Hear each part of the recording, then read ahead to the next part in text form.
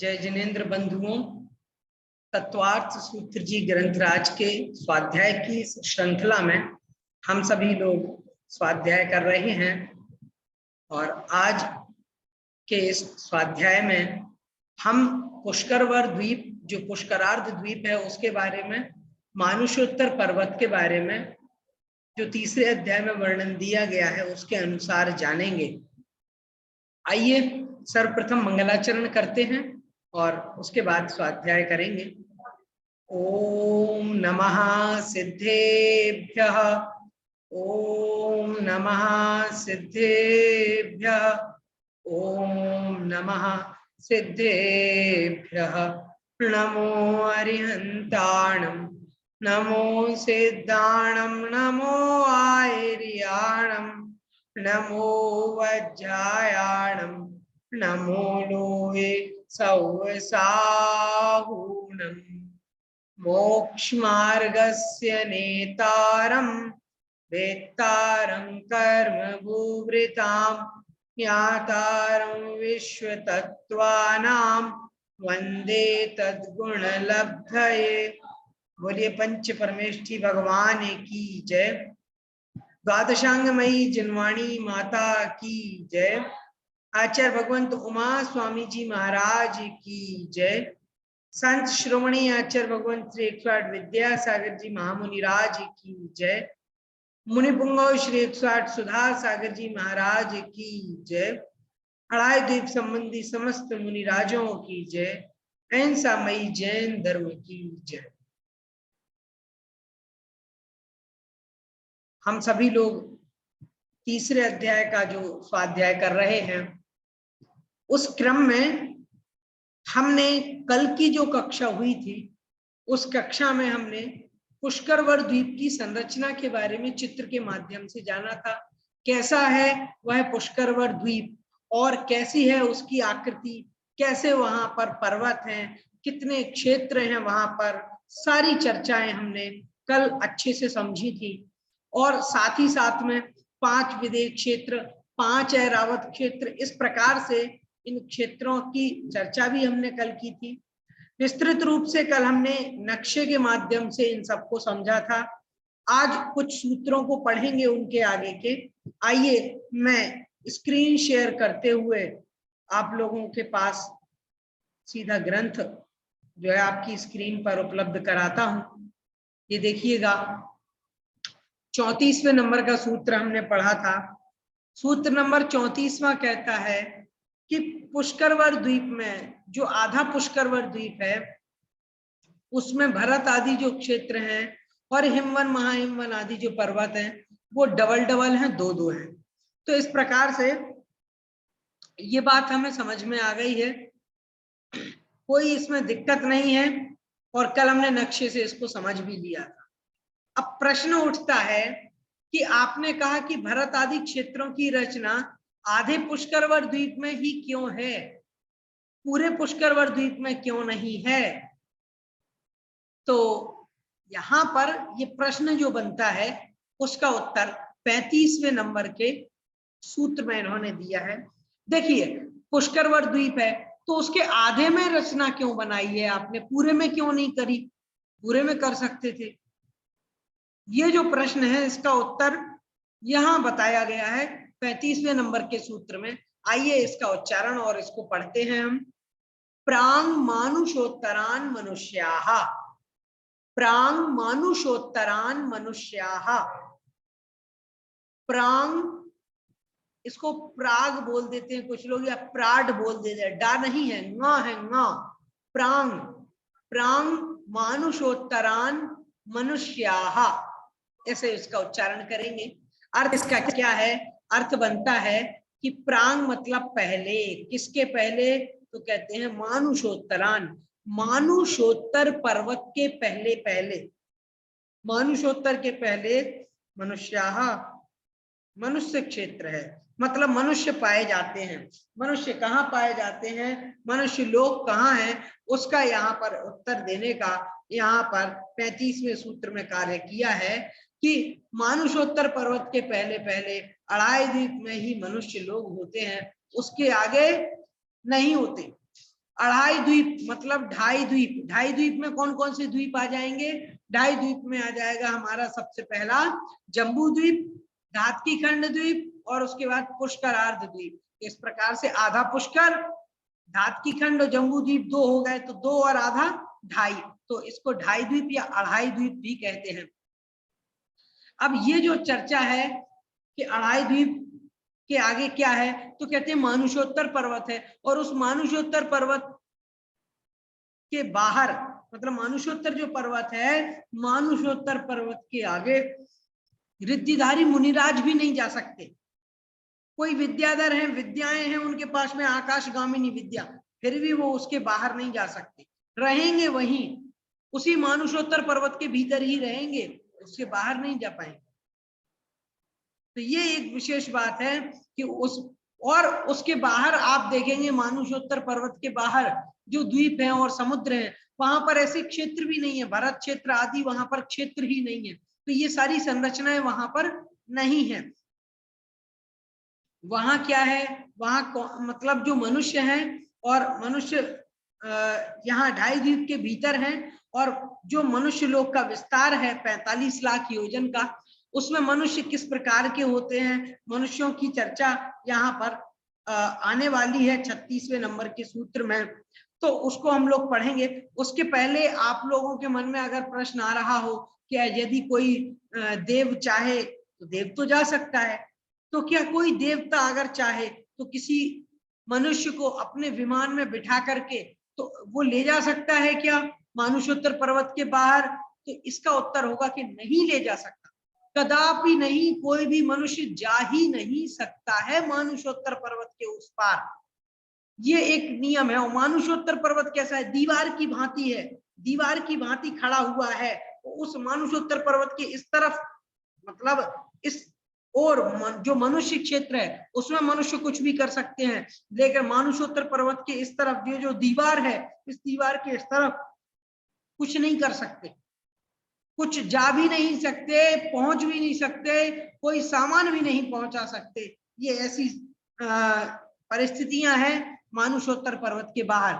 अब मानुषोत्तर पर्वत के बाहर मनुष्य अगर पाए जाते हैं तो तब कुछ परिस्थितियों में पाए जाते हैं, समुद्रघात की अवस्था होती है तब पाए जाते हैं। जैसे मारणांतिक समुद्रघात जब होता है किसी जीव का, जब कोई जीव मृत्यु करने वाला होता है, उसकी मृत्यु होने वाली होती है, और ढाई द्वीप के बाहर यदि उसको उत्पन्न होना है, मान लीजिए उसको देवगति में जाना है, तो देवगति में जाना है तो उसके मरण के पहले उसके आत्म प्रदेश उस स्थान पर पहुंच जाएंगे, उसको कहेंगे मारणांतिक समुद्रघात। और ऐसे उस मारणांतिक समुद्रघात के काल में मनुष्य जो है वहां पर जा सकता है, तब भी मनुष्य का शरीर नहीं जाता, केवल कुछ आत्म प्रदेश ही वहां पर जाते हैं। लेकिन आप ये मत समझने लग जाना कि यहाँ पर जो है मनुष्य चला जाएगा, मनुष्य फिर भी नहीं जाएगा, उसके मनुष्य के आत्म प्रदेश जा सकते हैं मानुषोत्तर क्षेत्र पर्वत के बाहर। जो मानुषोत्तर पर्वत के दूसरी तरफ है वो केवल और केवल देवता जा सकते हैं, और कोई नहीं जा सकता। और मनुष्य जो है चाहे विद्याधर हो, मुनिराज हो, मानुषोत्तर पर्वत के भीतर ही रहते हैं। दूसरी बात, यदि केवली समुद्रघात हो रहा है, यदि केवली समुद्रघात हो रहा है, तो केवली भी कैसे होते हैं? मनुष्य ही तो है केवली, मुनिराज ही तो है केवली। जब केवली है, केवल ज्ञान उन्हें प्रकट हो रहा है, उस समय मोक्ष जाने के पहले जब वे केवली समुद्रघात करते हैं, उनके आत्म प्रदेश पूरे लोक में फैल जाते हैं।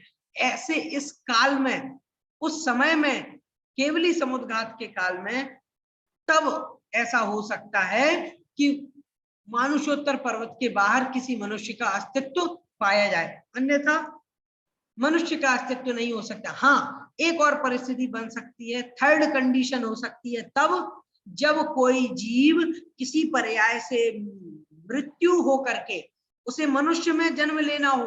अब मनुष्य में जन्म लेना है तो उसके पहले उसके जो है समुद्रघात होगा। क्या होगा? मनुष्य में उत्पन्न होना है तो मनुष्य जब उसको उत्पन्न होना है तो उस समय में जब वह आएगा, मतलब दूसरी पर्याय छोड़ करके आएगा, तो बीच में ही विग्रह गति में ही उसके मनुष्य आयु का उदय हो जाएगा। उस परिस्थिति में अपन कह सकते हैं कि मनुष्य मानुषोत्तर पर्वत के बाहर भी पाया जा सकता है, अन्यथा मनुष्यों का अस्तित्व मानुषोत्तर पर्वत के बाहर नहीं है। और जब 3 कंडीशन जो बताई हैं उनमें से पहली तो है कोई जीव मनुष्य में जन्म ले रहा हो तब भी विग्रह गति में उसके उदय आ जाता है, तब शरीर तो जाता ही नहीं है बाहर। अच्छा, और मारणांतिक समुद्घात में जब उसे मानुषोत्तर पर्वत के बाहर जन्म लेना हो उस परिस्थिति में हो सकता है कि उस जीव को जो आत्म प्रदेश है वो आत्म प्रदेश मानुषोत्तर पर्वत के बाहर जा सकते हैं। अथवा केवली समुद्घात में जब केवली भगवान के समस्त जो आत्म प्रदेश है वो पूरे लोक में व्याप्त हो जाते हैं, ऐसे काल में मानुषोत्तर पर्वत के बाहर उनके आत्म प्रदेश जा सकते हैं। अन्यथा कोई भी मनुष्य और मनुष्य के आत्म प्रदेश मानुषोत्तर पर्वत के बाहर जा ही नहीं सकते, ये इसका नियम है। अब मनुष्यों की चर्चा आ रही है तो उसके लिए अगला सूत्र यहाँ पर बतलाया है, 36वें नंबर का सूत्र है, सूत्र नंबर 36। इसको पढ़ेंगे हम। आर्या म्लेच्छाश्च, आर्या म्लेच्छाश्च। सूत्र बहुत सरल है, यूं कहें कि सूत्र का अर्थ ही सूत्र में दिया हुआ है कि मनुष्य 2 प्रकार के हैं, आर्य और म्लेच्छ। आर्य और म्लेच्छ ये 2 प्रकार के मनुष्य हैं। अब आर्य भी जो होते हैं, आर्य का मतलब क्या है पहले तो ये समझ लीजिए, आर्य का मतलब क्या होता है। तो आर्य से तात्पर्य है जो गुणों से संपन्न होते हैं, जो गुणों से संपन्न होते हैं और गुणी लोग जिनकी सेवा करते हैं, ऐसे पुरुषों को, ऐसे मनुष्यों को आर्य कहा जाता है। म्लेच्छ क्या है तो कहा है जो आचार विचार से भ्रष्ट होते हैं, जिनके आचार विचार ठीक नहीं है, जिन्हें कर्म का, अच्छे बुरे कर्म का विवेक नहीं होता है, कुछ भी कर लेते हैं, कुछ भी करा देते हैं, ऐसे जीवों को म्लेच्छ कहा गया है।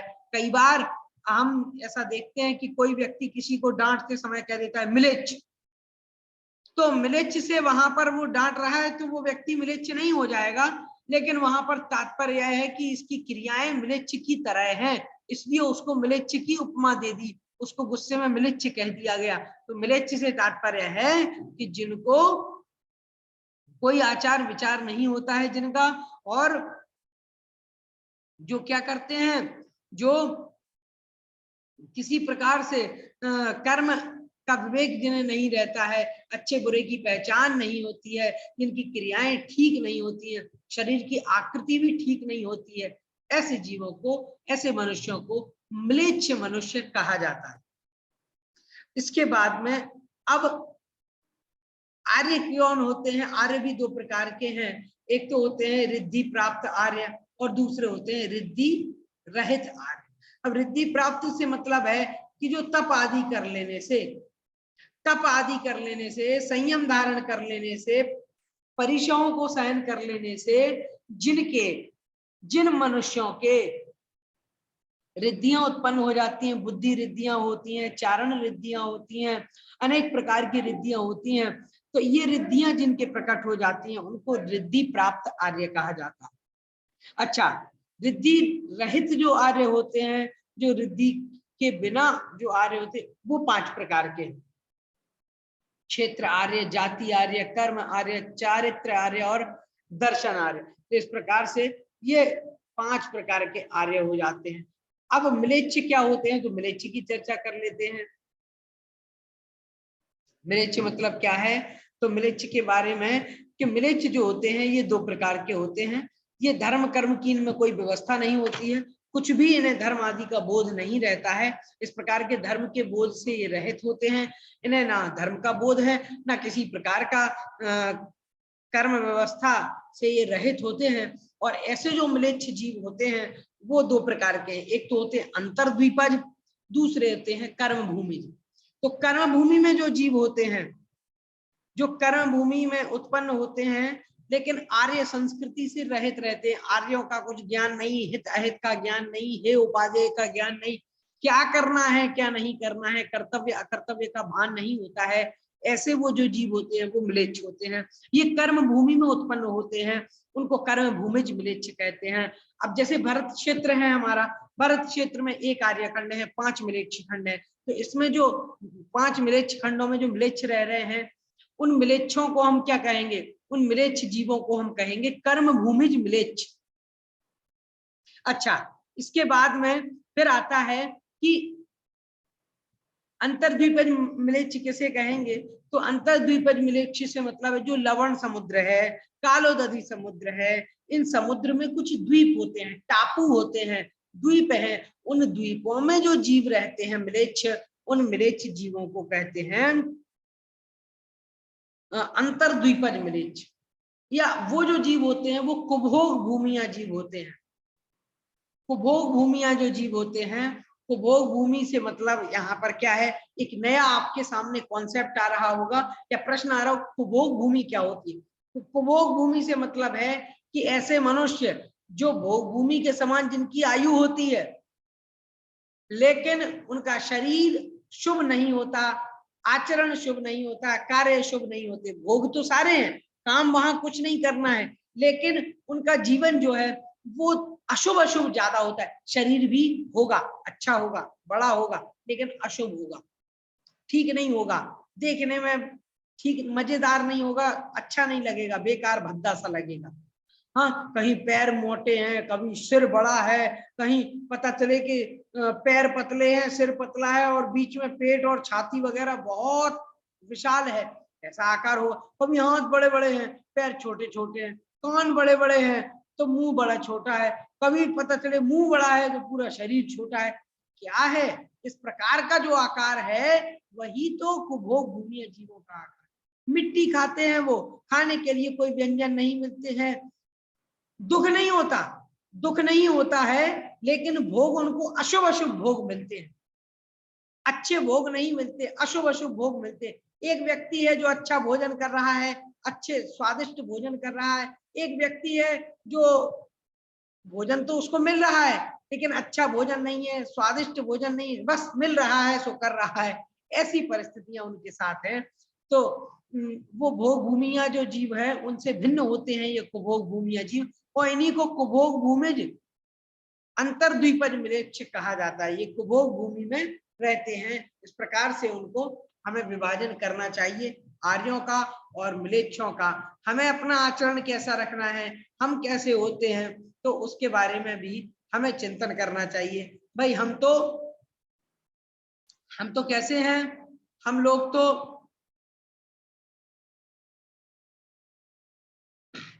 हम लोग आर्य हैं, हम म्लेच्छ तो है नहीं क्योंकि आर्य खंड में रह रहे हैं। हमारा भी आचरण, आचार विचार, पहनावा, रहन सहन, खान पान, ये सब आर्यों की भांति होना चाहिए, म्लेच्छों की तरह नहीं। कुछ भी पहन लिया, कुछ भी ओढ़ लिया, कभी भी सो गए, कभी भी उठ गए, कुछ भी खा लिया, कुछ भी पी लिया, कभी मंदिर नहीं जाना, कभी पूजन नहीं करना, कभी धर्म का आचरण नहीं करना, धर्म की बात नहीं सुनना, और अच्छे कार्यों में मन नहीं लगाना, बुरे कार्यों में मन लगाना, मोबाइल ही चलाते रहना, वीडियो गेम ही खेलते रहना, इन प्रकार की प्रवृत्तियां जो हैं ये हमारे म्लेच्छपने को सूचित करती हैं कि हम आर्य होते हुए भी गलत कार्य कर रहे हैं, म्लेच्छों के कार्य कर रहे हैं। ऐसा नहीं करते हुए अपना जीवन जो है वह श्रावक के गुणों के अनुरूप जीना, कि ऐसा नहीं कुछ भी कहीं पर भी खा लिया, कुछ भी पी लिया, कुछ भी पहन लिया,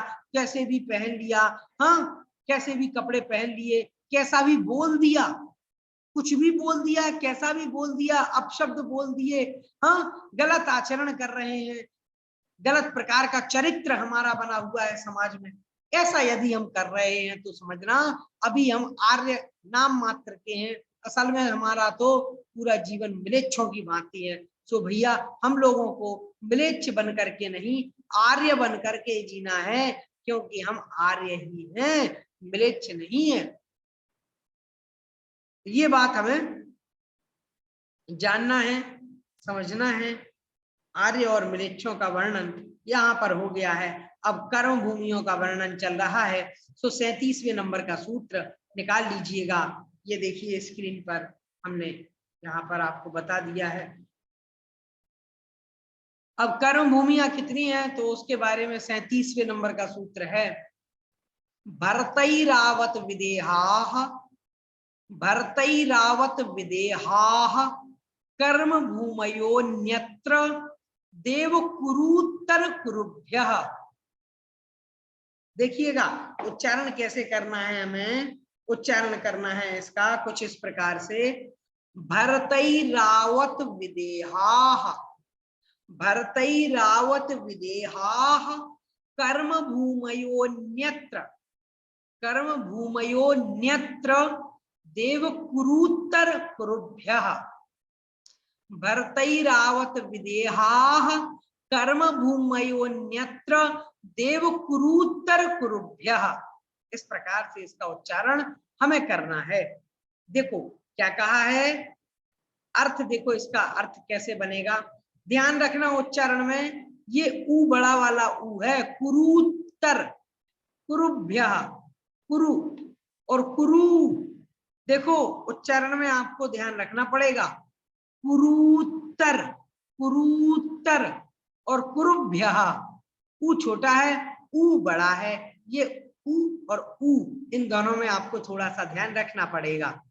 अच्छा उच्चारण ठीक करना है तो ये कर्म भूमयो अन्यत्र नहीं, कर्म भूमयो न्यत्र पढ़ना पड़ेगा, क्योंकि अवग्रह का उच्चारण नहीं होता, पहले आपको बता चुका हूं मैं, फिर भी बता दिया है जिससे भूले नहीं। भरतैरावत नहीं, भरतैरावत, ध्यान रखना है, संस्कृत में उच्चारण का विशेष महत्व है, इसलिए आप उच्चारण के महत्व को भूले नहीं। तो देखिएगा अर्थ क्या है, इसका अर्थ है भरत, ऐरावत और विदेह। सबसे पहले भरत, ऐरावत और विदेह कर्म भूमयो, ये क्या है, ये कर्म भूमियां हैं।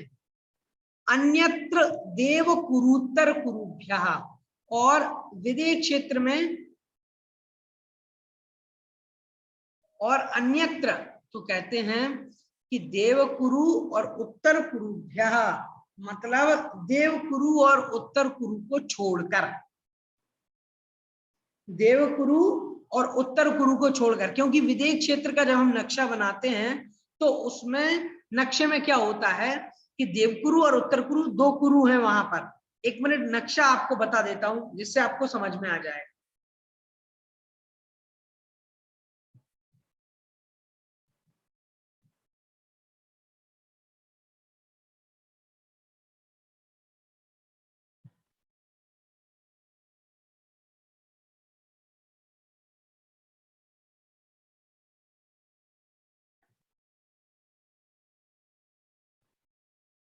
ये लीजिए हमने एक गोला बना लिया है, ये गोला नहीं है, इसको आप जम्बू द्वीप मान लीजिएगा, ये जम्बू द्वीप है, और जम्बू द्वीप में ये पहला है भरत क्षेत्र हो गया,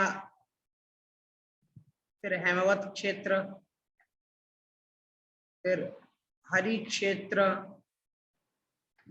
उसके बाद में फिर विदेह क्षेत्र, फिर उसके बाद में रम्यक क्षेत्र, उसके बाद में हिरण्यवत और ऐरावत क्षेत्र। इस प्रकार से ये जो है क्षेत्रों की संरचना बनी हुई है। यहाँ ये मध्य में बीचों बीच सुमेरु पर्वत है। अब मैंने आपको बतलाया था, देखना ये जो है ये भरत क्षेत्र है, हमें जो जो पढ़ना है वो आपको बता देता हूं। ये क्या है, ये है भरत क्षेत्र, मैंने इसका बी बना दिया। ये ऐरावत क्षेत्र है तो ई बना दिया, ऐरावत क्षेत्र का ई बना दिया, भरत क्षेत्र का बी बना दिया, और विदेह क्षेत्र का वी बना दिया यहाँ, ठीक है। ये है विदेह क्षेत्र, ठीक है। अब सुमेरु पर्वत के दोनों तरफ यहां से हाथी के दांत के आकार का, हाथी आपने देखा होगा, कोई हाथी आपने देखा हो तो जैसे ये हाथी है,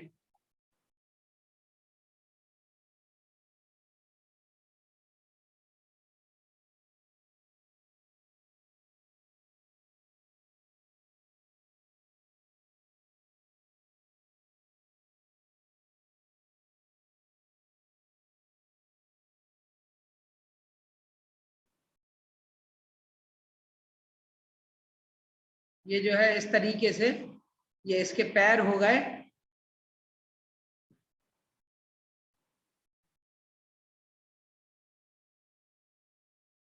तो ये जो है इसके ये 4 पैर हैं और यहां से ये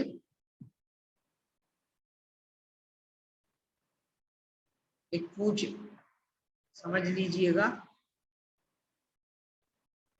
ये जो है ये हमारा हाथी हो गया, ये उसकी आंख हो गई। अब देखिएगा हाथी जो है ये ठीक नहीं बना है, लेकिन वो आप समझ लीजिए कि ये हाथी है। हाथी के यहाँ आप देखेंगे एक ऐसा ऐसा वो निकला हुआ रहता है दांत, 2 दांत होते हैं हाथी के, एक ऐसा और एक यहाँ ऐसा। तो ये जो आकृति है हाथी के दांत की आकृति, ऐसी आकृति होती है। देखो ये कुछ इस प्रकार की आकृति हाथी के दांत की होती है। तो वही आकृति वाले यहाँ पर 4 पर्वत हैं जो यहाँ ये देखिए हाथी के दांत के आकार के हैं,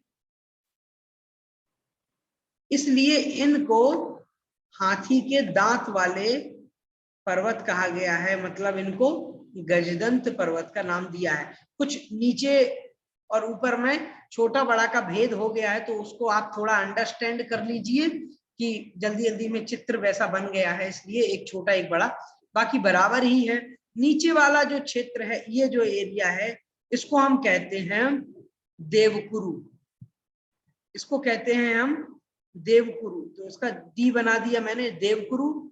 और ये जो ऊपर वाला है इसको कहते हैं उत्तर कुरु, उत्तर कुरु के लिए यू बना दिया है। तो ये उत्तर कुरु ऊपर है, नीचे है देवकुरु। तो देवकुरु और उत्तर कुरु में क्या है, यहाँ पर भोग भूमि है। देवकुरु और उत्तर कुरु में भोग भूमि है, और उत्तम भोग भूमि में है, जिसमें 3 पल्ले की आयु होती है जीव की, शरीर की अवगाहना 3 कोष की होती है, 3 दिन में आहार ग्रहण करते हैं, और भी अनेक विशेषताएं यहाँ पर हैं। तो ये जो है उत्तम भोगों से संपन्न उत्तम भोग भूमि यहाँ पर देवकुरु और उत्तर कुरु में है। तो कहते कर्म भूमि कहाँ कहाँ है, तो उसके सवाल का उत्तर यहाँ पर दिया है। सबसे पहले तो भरत क्षेत्र में, उसके बाद विदेश क्षेत्र में, उसके बाद में ऐरावत क्षेत्र में। 3 जगह कर्म भूमि है। देखो जम्बूद्वीप में कर्म भूमि कितनी है, 3। विदेश क्षेत्र में देवकुरु और उत्तर कुरु को छोड़ दो, मतलब ऊपर नीचे का ये जो एरिया है बीच वाला, इसको छोड़ करके बाकी का जितना बचा हुआ विदेश क्षेत्र है, उस पूरे विदेश क्षेत्र को और ऐरावत क्षेत्र को 2, और तीसरा भरत क्षेत्र को, ये 3 कर्म भूमियां एक जम्बूद्वीप में यहाँ पर है। तो जम्बूद्वीप में कितनी कर्म भूमि है, 3। देवकुरु उत्तर कुरु को छोड़ करके विदेश क्षेत्र, भरत क्षेत्र और ऐरावत क्षेत्र, ये 3 कर्म भूमियां यहाँ पर हैं इस जम्बूद्वीप में। ये तो जम्बूद्वीप की बात हो गई। अब चलते हैं अड़ाई द्वीप की तरफ। तो अड़ाई द्वीप को कैसे समझेंगे, सबसे पहले ये हमने बनाया अपना जम्बूद्वीप। जम्बूद्वीप के बाद में ये हमने अपना यहाँ पर बनाया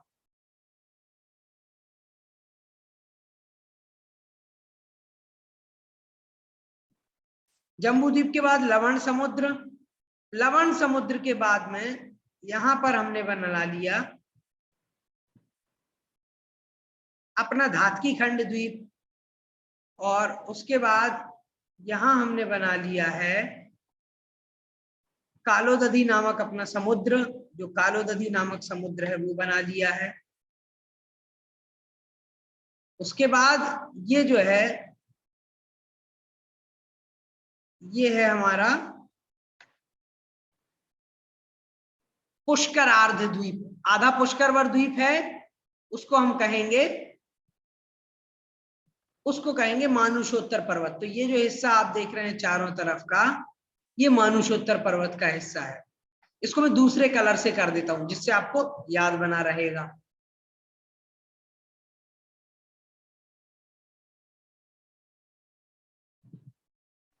तो ये लीजिएगा, ये जो ग्रीन ग्रीन आप देख रहे हैं ना, ये कुछ और नहीं है, ये मानुषोत्तर पर्वत है। तो ये जो आधा पुष्करवर द्वीप है, ये मानुषोत्तर पर्वत से घिरा हुआ है, भूलना नहीं है आप लोगों को। तो देखो सबसे पहले जम्बूद्वीप, और जम्बू द्वीप में ये रहा हमारा सुमेरु पर्वत। हमने अभी अभी पढ़ा है कि यहाँ पर 3 कर्म भूमियां हैं। सबसे पहली तो भरत क्षेत्र में, और ऊपर ऐरावत क्षेत्र में, और बीच में जो बचा रह जाता है कौन सा क्षेत्र आता है हमारा, विदेह क्षेत्र। उसमें भी देवकुरु उत्तर कुरु को छोड़ करके। तो कुल मिला के जम्बू द्वीप में कितनी, 3 कर्म भूमियां बन गई। कितनी बनी, 3। एक सूत्र हमने पढ़ा था, द्विर्धातकी खंडे। भाई जो कुछ भी जम्बू द्वीप में है उसका डबल होगा धातकी खंड द्वीप में। तो 3 का दुगना कितना हो गया, 3, और 3 का दुगना करेंगे तो हो जाएगा 6। तो 6 कर्म भूमियां हो जाएंगी हमारे धातकी खंड द्वीप में। कैसे, तो आपको अभी बता देता हूं। देखो ये हमारा है ईश्वाकार पर्वत, उसके बाद यहाँ एक भरत क्षेत्र है और ऐरावत क्षेत्र है। तो भरत और ऐरावत क्षेत्र हो गया। यहाँ पर विदेह क्षेत्र है, ठीक है, और बीच में एक मेरू है। ऐसे ही यहाँ विदेह क्षेत्र है दोनों तरफ, बीच में एक मेरू है।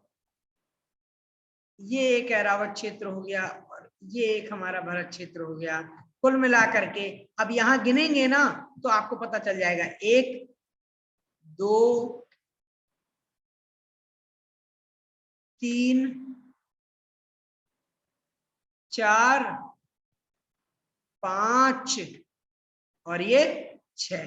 तो कुल मिलाकर के 6 कर्म भूमियां यहाँ पर आ गई धातकी खंड में। अब गिन लेते हैं एक बार, पुष्कर अर्ध में क्या है, आधे पुष्कर वर द्वीप में क्या है। तो सबसे पहले ईश्वाकार पर्वत जो इसका 2 भागों में विभाजन कर देता है। उसके बाद में यहाँ सबसे पहले ये एक ऐरावत क्षेत्र है, और यहाँ देखेंगे तो ये एक ऐरावत क्षेत्र है। उसके बाद में यहाँ देखेंगे तो ये जो है एक यहाँ पर विदेह क्षेत्र बन जाता है इस दिशा में। ये यहाँ सुमेरु पर्वत हो गया, सॉरी मेरू पर्वत है। ये यहाँ पर एक भरत क्षेत्र है इस तरफ पश्चिम में, और एक है पूर्व में। पूर्व में एक विदेह क्षेत्र हो चुका है, तो पश्चिम में भी एक विदेह क्षेत्र है। कुल मिलाकर के 2 विदेह क्षेत्र हैं। अब इनको गिन लेते हैं, ठीक है। सबसे पहले 1 2 3 4 5 और ये 6, ठीक है।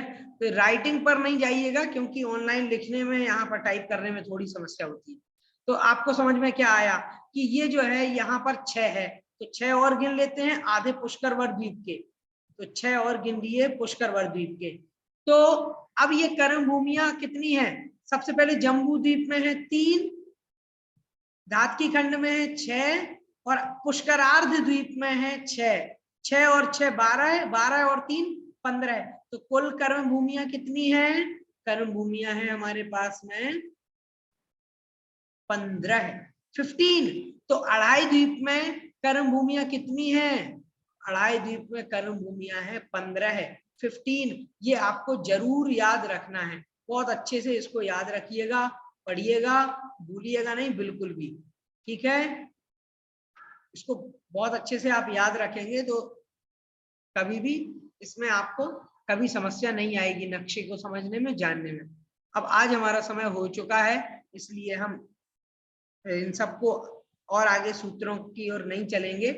बस इतना जरूर आप लोगों से कहना है कि आप लोग नियमित रूप से इसका स्वाध्याय करिए, अच्छे से स्वाध्याय करिए। काफी कम लोग स्वाध्याय में आ रहे हैं, आज तो केवल एक ही जन आए हैं। तो अधिक से अधिक आप लोग स्वाध्याय में आए, स्वाध्याय करें। और दूसरा, प्रश्न आपके हो तो आप प्रश्न ऑनलाइन पूछ लीजिएगा। हाँ, लेकिन एक प्रश्न का उत्तर आपको जरूर देना है।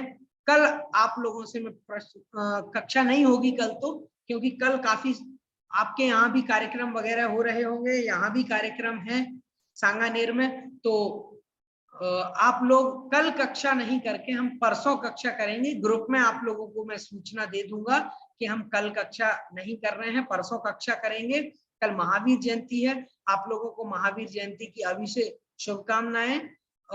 महावीर भगवान का जन्म कल्याणक कल हम लोग मनाने जा रहे हैं। आप लोग अच्छे से पूजन अभिषेक करिएगा और बहुत अच्छे तरीके से भक्ति भाव के साथ धर्म प्रभावना के लिए अनेकों जुलूस, विमान फेरी, प्रभात फेरी, अनेकों कार्यक्रम में आयोजन में सम्मिलित होइएगा। बहुत सारे कार्यक्रम करिएगा। आपको बहुत बहुत शुभकामनाएं और बहुत बहुत धन्यवाद। परसों जो कक्षा होगी उसमें आप लोगों को आपको एक प्रश्न का उत्तर देना है। कर्म भूमियों की संख्या तो मैंने बता दी 15। अढ़ाई द्वीप में भोग भूमियां कितनी है ये आपको कैलकुलेट करके आना है, जोड़ करके आना है। सवाल है आप लोगों के लिए, प्रश्न है या होमवर्क समझ लीजिएगा। आप लोग जरूर इसका उत्तर ढूंढिएगा कि भोग भूमियां अढ़ाई द्वीप में कितनी है, जम्बू द्वीप में कितनी है। चलिए आज यहीं पर हम समय समाप्त हो चुका है, विराम लेंगे। आइए जिनवाणी स्तुति करेंगे।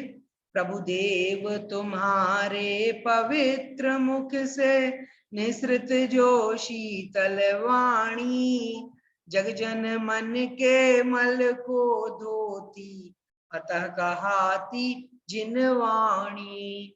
जयवंतो माँ जग में तब तक जब तक सूरज चांद रहे, शीश नवाते कर्म हरो माँ, अब तक हम विषयांध रहे, अब हम ना विषयांध रहे। 9 बार नमोकार मंत्र।